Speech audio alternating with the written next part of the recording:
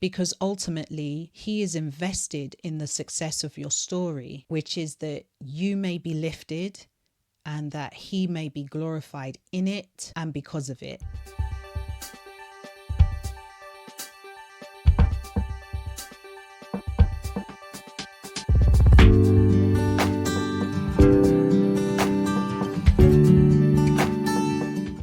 Welcome back. I'm Deborah. This is Peace of Love. And here we talk all things steadfast faith, the highs, the lows, and all the things that fall in between. I think it will be a short one today, so I'll just jump straight to it. So there's this pretty well-known scripture from Proverbs 3 verse 5 to 6, which says, "Trust in the Lord with all your heart, lean not on your own understanding. In all your ways, acknowledge him and he'll direct your paths." Anytime I find myself in the middle of an anxious spin or a whirlwind of doubt, and that will be this week, this is usually my go-to scripture for me to find my ground again. The way I look at it is along the lines of something I was recently explaining to my daughter. I explained to her that she didn't have to understand or even like what I was asking of her, nor did she have to understand why I was asking her to do it at that time or in that way. And I urged her to remember that as her mum, her best interests are always paramount to me.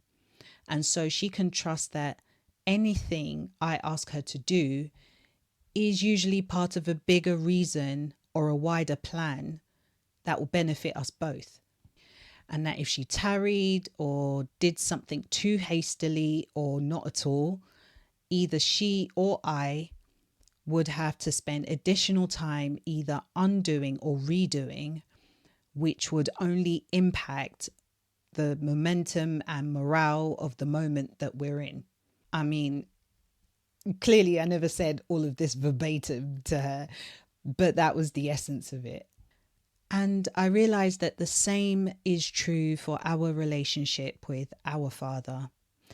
And what he's communicating to us through this particular passage is that trusting in the Lord with all our hearts is just that.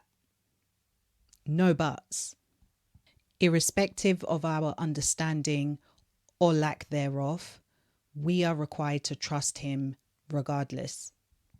God is God and he's omnipotent. So of course there isn't anything he doesn't already know, but it really pleases him when we come to him with all of our stuff and actively entrust them to him, because that's when he's able to do the most. It's when we're humble and vulnerable and not in his way, taking matters into our own hands and making them worse. He can then lead us, guide us, and direct our paths according to his plan, his will, and his way.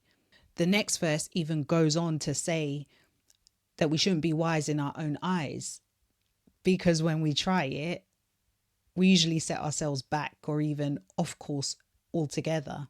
So the ultimate thing that we should try to remember at all times and in all circumstances is that he created the plan. So he's the one who knows and understands every part of it, even the parts that appear to not be going according to plan by our standards. This for sure may not always be easy, but it is simple.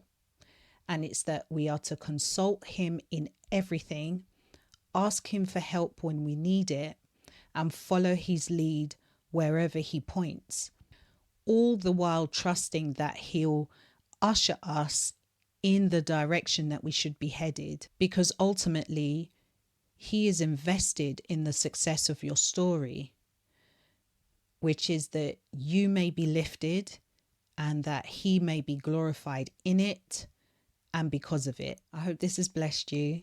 Let me know in the comments if it has.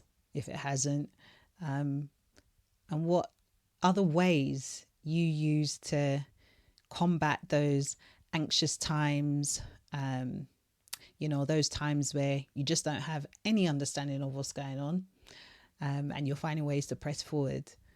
Share your thoughts, share this video as well, give it a like, and let's bless one another and continue to uncover the power of steadfast faith as we break through and overcome.